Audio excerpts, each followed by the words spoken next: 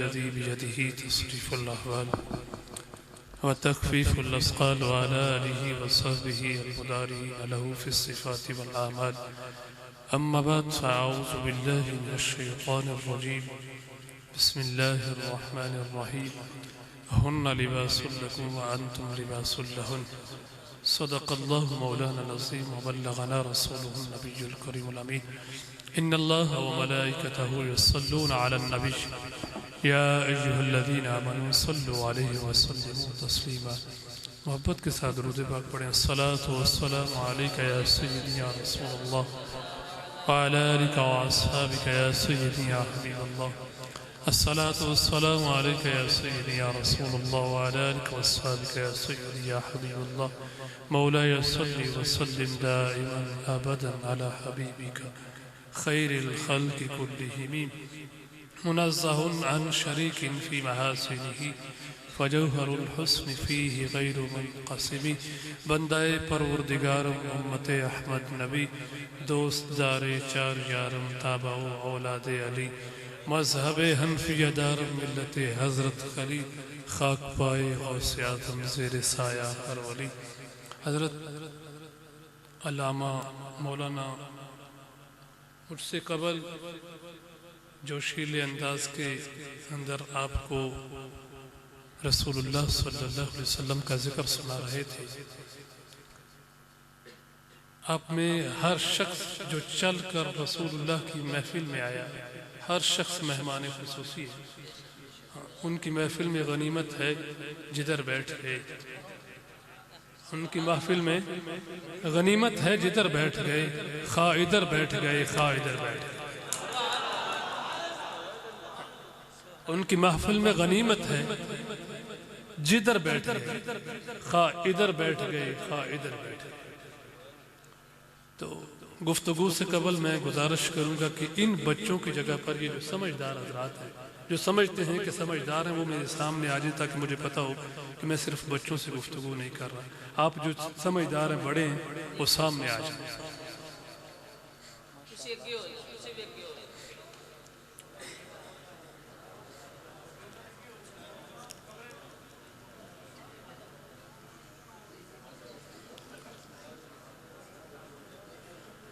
अल्लाह दुरूद पाक पढ़ रहे हैं जी। अस्सलातु वस्सलामु अलैका या सय्यदी या रसूलल्लाह व अला आलिका व अस्हाबिका या सय्यदी या हबीबल्लाह।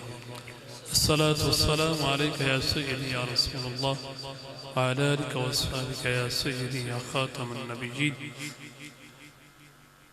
अल्लाह ताला ने कुरान मजीद फुरकान हमीद के अंदर इरशाद फरमाया, हुन्ना लिबासुल लकुम व अंतुम लिबासुल लहुन।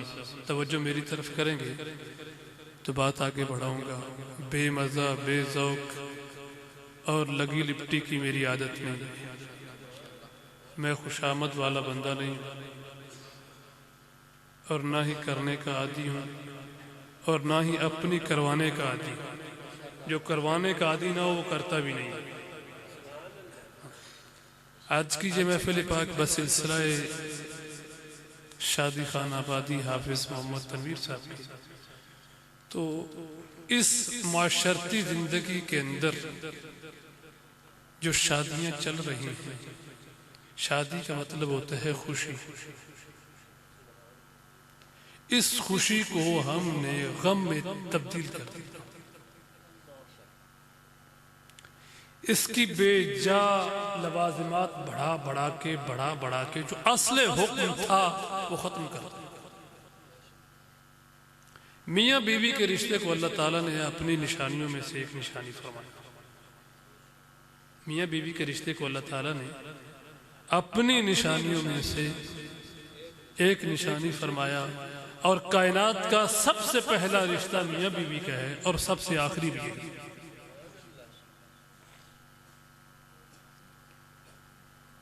तो मियाँ बीवी का जो ताल्लुक है, अल्लाह ताला ने कुरान मजीद फुरकान हमीद में इरशाद फरमाया, हुन्ना लिबासुल लकुम, वो तुम्हारा लिबास हैं, व अंतुम लिबासुल लहुन, और तुम उनका लिबास हो।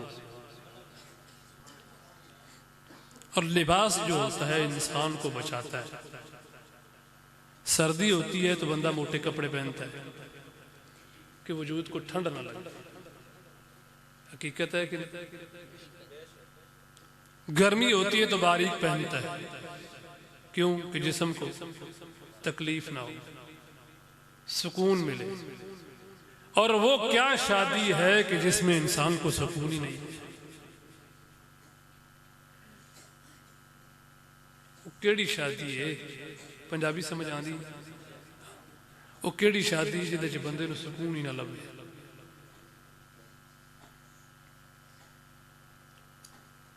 शादी को अल्लाह ताला के अगर हुक्म के मुताबिक किया जाए, उसके महबूब के हुक्म के मुताबिक किया जाए, तो इस पर कुछ नहीं लगता।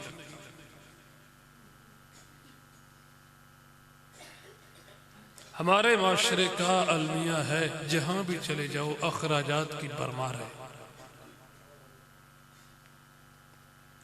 इतने ज्यादा अखराजात की नाक कट जाएगी, नाक कट जाएगी, वो नाक बचती भी नहीं, वो नाक बचती भी नहीं। जब मांगने वाला, कर्ज मांगने वाला 10 दिन बाद शादी के दरवाजे पे आके खड़ा होता है, तो क्या फिर नहीं कटती? फिर तो हर बार जब जब मांगने वाला मांगने आएगा तब तब कटेगी। तो बेहतर नहीं था कि अल्लाह रसूल के हुक्म के मुताबिक कर लेते? आज बच्चे और बच्चियां बैठे बैठे बूढ़े हो रहे हैं कि हमारी रस्में नहीं पूरी हुई।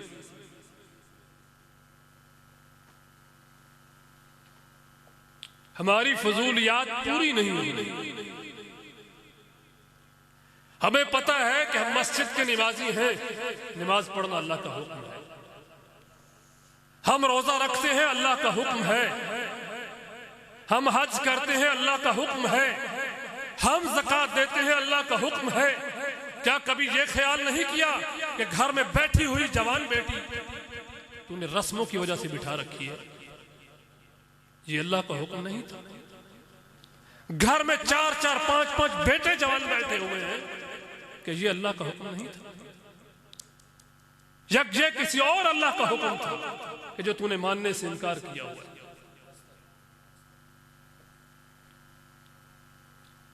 हिंदुओं की रस्में जहेज थी, मजबूर कर दिया बेटी वालों को कि आप हमें जहेज दें। इल्ला माशाअल्लाह, जिनको अल्लाह ताला हिदायत अता फरमाए। किसी बाप से बेटी की निकाह के लिए जहेज मांगने से बेहतर था तो लोगों से खैरात मांग लेता।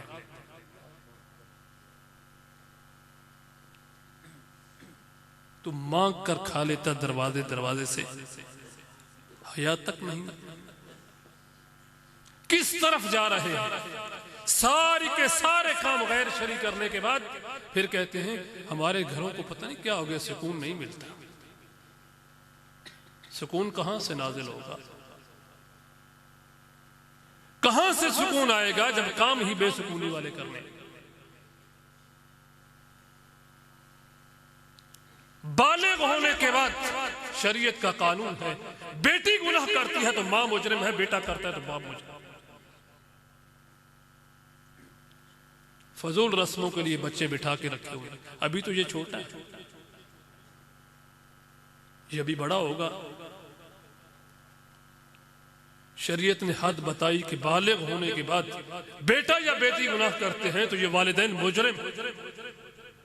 ये रब रसूल का हुक्म है, जिसके हुक्म से तू नमाज पढ़ता है, उसी रब रसूल का हुक्म है।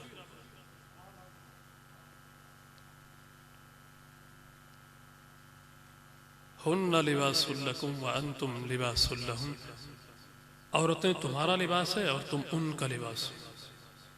आसाइश देनी चाहिए घर के अंदर। हमारे घरों के अंदर सिर्फ 2 जुमले बोले जाते हैं। सरकार दो आलम सल्लल्लाहु अलैहि वसल्लम ने इरशाद फरमाया, बीवी को खामद के मुतालिक और खामद को बीवी के मुतालिक गलत बताने वाला, गलत गाइडलाइन देने वाला, इनके अंदर उलझाव पैदा करने वाला, इनके अंदर लड़ाई करवाने वाला मलऊन है, लानती है, जो मियाँ बीवी के दरमियान तफरीका डालता है।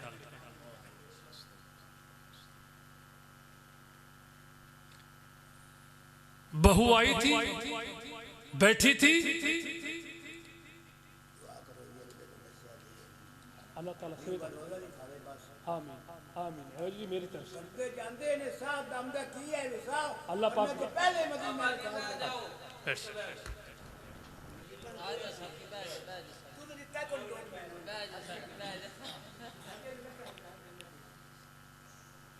रसूलुल्लाह सल्लल्लाहु अलैहि वसल्लम ने इरशाद फरमाया, बीवी को मर्द के मुतल्लिक और मर्द को बीवी के मुतल्लिक जो गलत आपस में लड़ाई करवाने वाला है वो लानती है।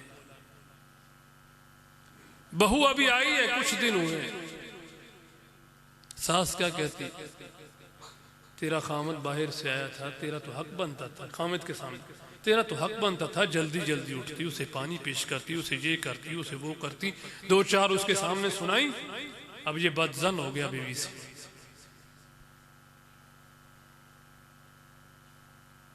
इसी तरह जैसे ही वो मेके पे जाती है, क्योंकि जैसी इज्जत उसको यहां मिली थी वैसा ही वहां माहौल मिलना था, कुछ दिन गुजरने के बाद जब मेके पे जाती है तो उसकी मांग से कहती है, ये हमारी बेटी का जो है ना, देखे सेहत पहले कितनी थी, मैंने कितने लाड से पाली थी, इसकी सेहत को देखो, 4 दिनों के अंदर इन्होंने बिगाड़ के रख दिया।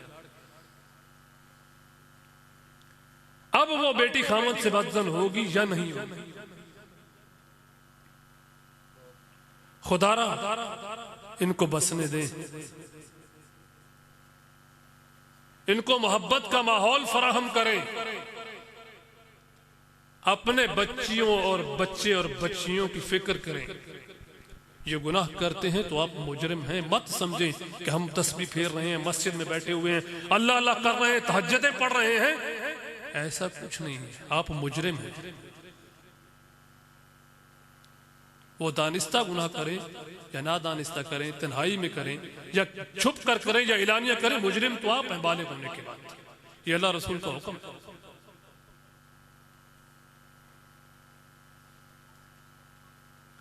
कायनात के अंदर सबसे अगर कोई कीमती बेटी है तो वो रसूलुल्लाह की बेटी से कीमती नहीं है। सज्जदा-ए कायनात, मखदूमा-ए कायनात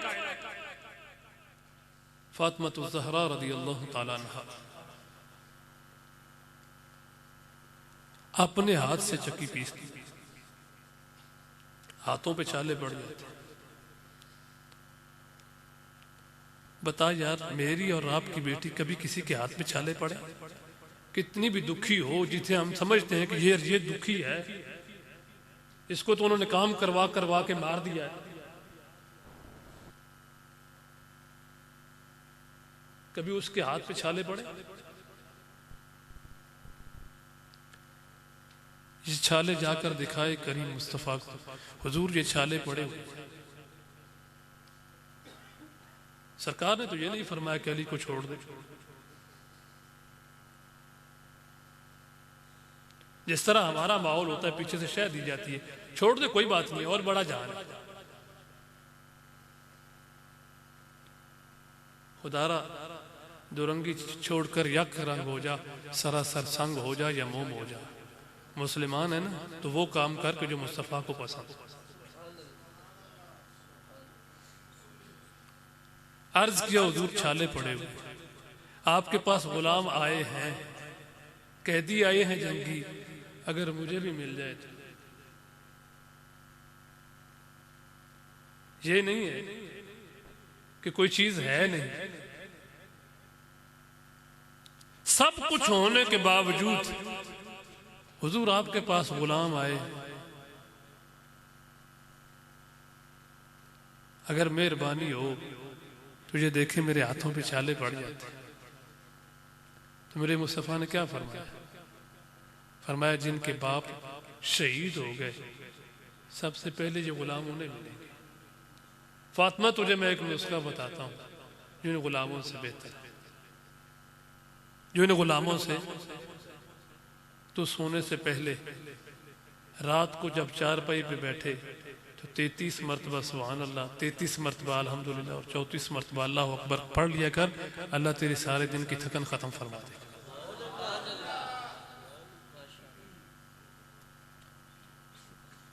अपनी बेटियों की ऐसी तरबियत करें। कुछ मामला था, कुछ शकरंजी हुई, हजरत अली रदी अल्लाह तआला और फातिमा तो जहाँ घर में माहौल होता है वहाँ कुछ ना कुछ हो जाता है, कोई बड़ी बात नहीं। हजरत अली रदी अल्लाह तआला फरमाते हैं कि बात कुछ मेरी तरफ से बढ़ गई। करीम मुस्तफ़ा सल्लल्लाहु अलैहि वसल्लम तशरीफ लाए तो सरकार ने बात सुनने के बाद फातिमा तो ज़हरा को एक साइड पे खड़ा किया, फरमाया क्या कि फातिमा ये तेरा शौहर है, फातिमा ये तेरा शौहर है, जरूरी नहीं है कि हर बात तेरी चले, कि जो तू कहे वो हो जाए। हजरत अली रज़ी अल्लाह ताला फरमाते हैं सरकार समझा तो उसे रहे थे लेकिन आंसू मेरे निकल रहे थे कि महबूब का इतना मीठा लहजा था। हमारे यहाँ ये भी एक बड़ा माहौल है, फलां ने हमें बुलाया नहीं। बारात अगर सिर्फ वलीमे का कार्ड चला जाए ना तो कहते हैं ठीक है, जिनको बारात पे लेके गए उन्हीं को वलीमे पे ले जाए, हम नहीं जाते। जिनको बारात पे लेके गए हैं उन्हीं को वलीमे पे ले जाए, हम नहीं जाते। हाँ तुझे बताऊं, Abdurrahman bin of Ashara Mubashra में से, जिसे हुजूर अलैहिस्सलाम ने फरमाया पक्का ठक्का जन्नती, गुलामी में शक नहीं है, मतलब किसी की भूल हो कि गुलामी में कोई शक है। अशरा मुबशरा वो 10 सहाबा हैं जिनको हुजूर अलैहिस्सलाम ने एक वक्त के अंदर फरमाया ये जन्नती, ये जन्नती, ये जन्नती, ये जन्नती। 10 बंदों के नाम है, उनमें अब्दुर्रहमान बिन औफ है। और मालदार कितना है, मालदार इतना है कि मरने के बाद, विसाल के बाद बीवी को 8वां हिस्सा मिलता है। आपके यहां नहीं देते होंगे जिसलिए बोले नहीं, बेटियों को भी नहीं देते होंगे। जिस रब का हुक्म है नमाज पढ़, उसी का हुक्म है कि विरासत में हिस्सादार बना। हिंदू की रस्म बड़ी शौक से जहेज लाता है, हिंदुओं की रस्म बाकायदा, इस पर सबूत है, दलाइल। हिंदू की रस्म बड़े खुशी से करता है, रब रसूल का हुक्म किसने माना है? किस चीज का तू मुसलमान है? कौन सा काम है कि जिस बिल बोते पे तू कहता है कि मैं मुसलमान हूं? हिंदुओं वाले काम खुशी से करे और मुस्तफा वाला काम ना करे। अब्दुर्रहमान बिन औफ रदी अल्लाह ताला अन्हु, आपकी जायदाद इतनी थी कि सोना तोड़ने वाले मजदूर सुबह से लेकर दोपहर तक उस हिस्से सोने को तोड़ते रहे को जो सिर्फ एक बीवी को मिलना था, इतना सोना था।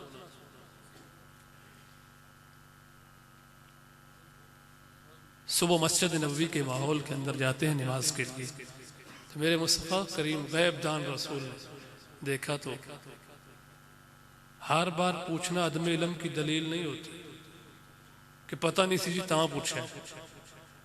अगर यही फार्मूला चलेगा तो वमा तिल का भी यमीनी का या मूसा किस साइड पे लेके जाएगा? रब ने मूसा अलैहिस्सलाम से पूछा बता मूसा तेरे हाथ में क्या है? बात दलील से होती है, बगैर दलील के बात नहीं होती।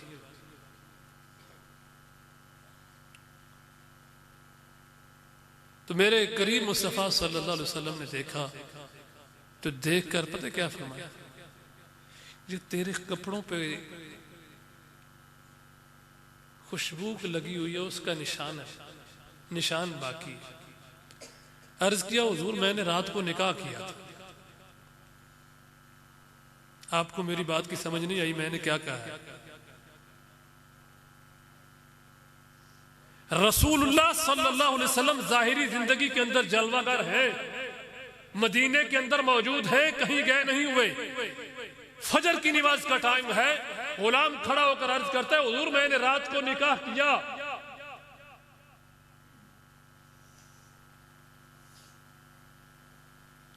आज किसी को ना बुलाओ तो वो कहता है जनाब हमारी तो शान में फर्क पड़ गया, इन्होंने हमें समझा क्या है, ये हमसे चाहते क्या है, इन्होंने हमसे ताल्लुक रखना है कि नहीं रखना।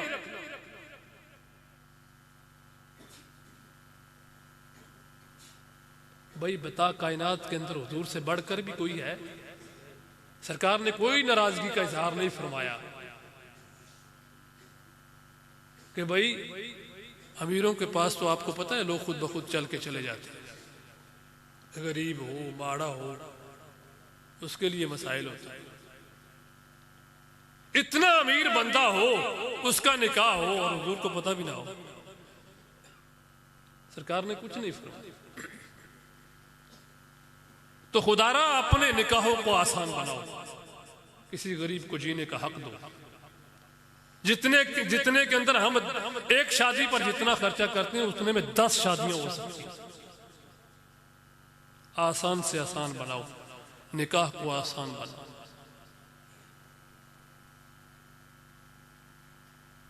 आप खुद कहें कि यार हमें जहेज नहीं चाहिए, ये अल्लाह रसूल का हुक्म ही नहीं। बेटे वाले कहें क्यों नहीं कहते, ये हिंदुओं की रस्म हमें नहीं चाहिए, हम मुस्तफा के गुलाम, हम कलमा गो उम्मती हैं रसूलुल्लाह की, हमें वो माहौल चाहिए जो रसूलुल्लाह ने बताया, वो माहौल चाहिए। सैयदा खदीजा रज़ियल्लाहु ताला अन्हा मक्के की मशहूर ताजरा है, मक्के की मशहूर ताजरा है, बेशुमार माल था, 20 कनीजें थी आपके पास, जिसके 20 नौकर चाकर हर वक्त आगे पीछे होते हों, वो कितने नाजो नेम में रहने वाला हो, कितने नाजो नेम में पली हो। रसूलुल्लाह सल्लल्लाहु अलैहि वसल्लम के साथ निकाह हो गया। रसूलुल्लाह सल्लल्लाहु अलैहि वसल्लम की बारगाह में अर्ज किया, हुजूर ये सब कुछ आपका है, ये माल भी आपका, मैं भी आपकी, ये सारा कुछ हुजूर आपका। और मेरे मुस्तफ़ा ने क्या किया, करीम मुस्तफ़ा सल्लल्लाहु अलैहि वसल्लम के सदके जाऊं कि मेरे मुस्तफ़ा सल्लल्लाहु अलैहि वसल्लम ने जोहर के बाद निकाह हुआ था, असर से पहले जितना माल था सारे का सारा राह खुदा में खैरात करे। आज तो किसी गरीब को थैला एक आटे का देना हो तो उसके साथ तस्वीरें खिंचवाते हैं कि हमने इसको एक आटे का थैला लेके दिया है। उसकी इज्जत नफ्स इतनी मजरूह की जाती है कि वो दोबारा कभी थैला आटे का थैला नहीं लेने आता।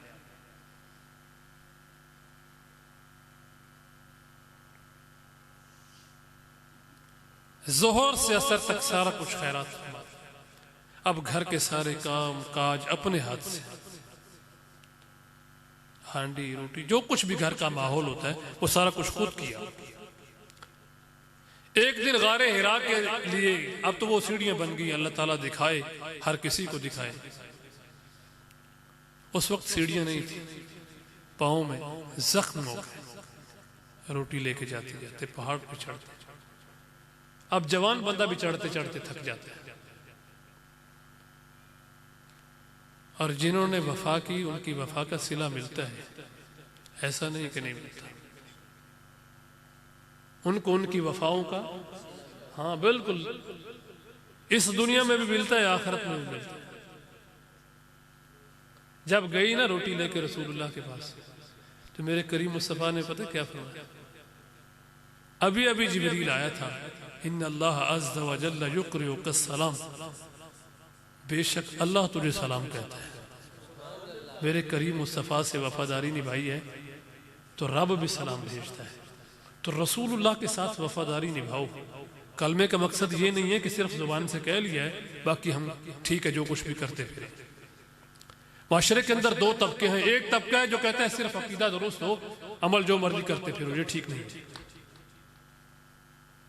एक वो तबका है जो कहता है कि अकीदा दुरुस्त कर लो, तुम्हारी मस्जिदें वैरान है, वैरान रहे, आप मस्जिद में नमाज के लिए नहीं आते ना आए, आप हज नहीं करते ना करें, ज़कात नहीं देते ना दें, सूद खाते हैं तो खाते रहें, हराम खाते हैं तो खाते रहें, परवाह नहीं है।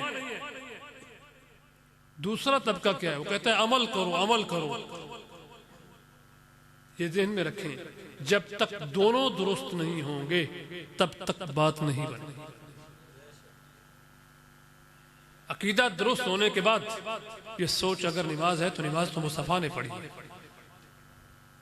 सजदा मुस्तफ़ा ने किया है, रुकू मुस्तफ़ा ने किया है, क़याम मुस्तफ़ा ने किया है, रोजा मुस्तफ़ा ने रखा है, हज मुस्तफ़ा ने किया है, ज़कात मुस्तफ़ा पर फर्ज नहीं हुई, ज़कात मुस्तफ़ा पर। अब यहां बात आई तो मैं आपको एक नुक्ते की बात बताकर खत्म कर दूं। ज़कात क्या होता है?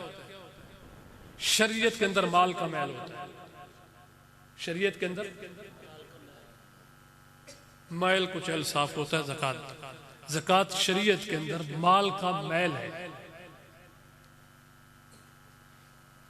जो शख्स साबित करे कि हुजूर ने ज़कात दी है, उसे पहले साबित करना पड़ेगा कि रसूल का माल पाक नहीं था।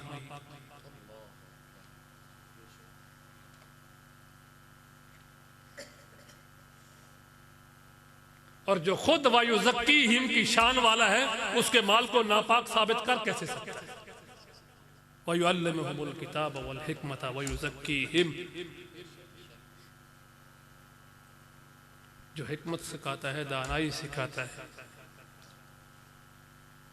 और लोगों को पाक करता है, उसका अपना माल नापाक कैसे हो सकता है? क्योंकि माल का जो मैल होता है वो जो थोड़ी बहुत गड़बड़ हो जाती है लेन देन के अंदर, तो खुदारा अपनी शादियों का जो माहौल है उसको आसान से आसान बनाए, आसान से आसान बनाए। और आखिरी गुजारिश ये है कि रसूलुल्लाह सल्लल्लाहु अलैहि वसल्लम के, आप भी गुलाम हैं, मैं भी गुलाम। मस्जिद के अंदर ये नहीं कि आप हाथ खड़ा करें, ये आप क्या करेंगे क्या नहीं करेंगे, अपने आप से वादा करें, अपने आप से,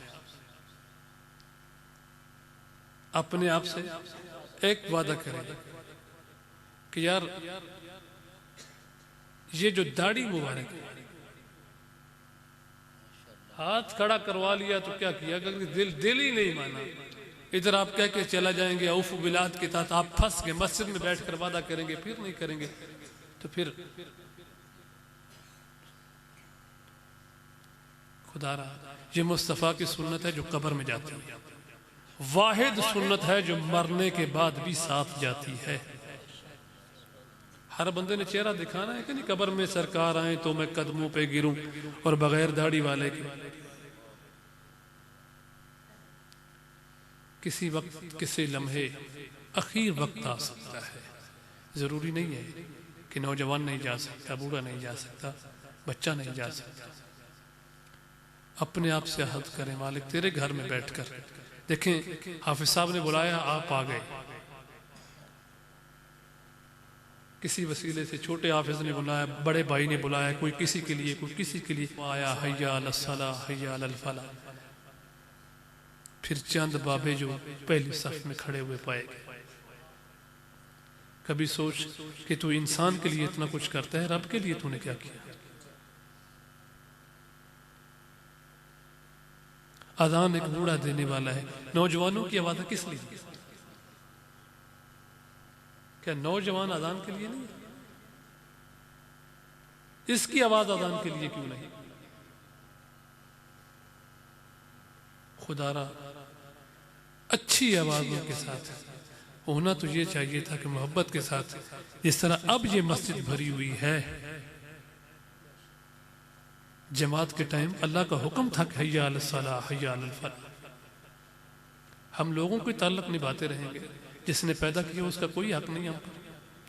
खुदारा उनके हक हुकूक को समझे।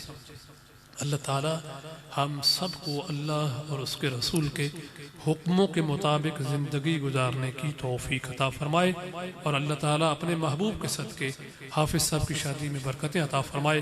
वमा तौफीक इल्ला बिल्लाह। अभी दुरूद व सलाम पढ़ा जाएगा और उसके बाद